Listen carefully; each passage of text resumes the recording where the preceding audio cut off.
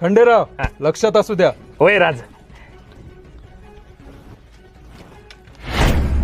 राज हे काय?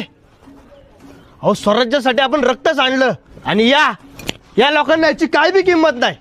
राज तुम्ही फक्त आदेश द्या, याची हितच खांडोळी करतो. होय राज.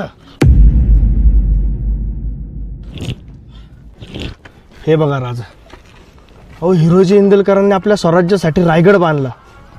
तुमच्याकडे काय मागितलं? एक पायरी. का तर तुमच्या पायाची धूळ त्यांच्या नावाला लागावी. आणि ह्याची लोक, तसा काय गड यांच्या बापाचा आहे. राज आपण पाचशाही बुडवलीत, कित्येक झुंजा केल्या, त्या अफजलला उभा फाडलात या रयतेसाठी, आणि त्या औरंगाच्या डोळ्यात डोळे घालून स्वराज्याची झळ दाखवलीत, ते हे अष्ट लोकांसाठी. सर्जेराव, खंडेराव, शांत व्हा.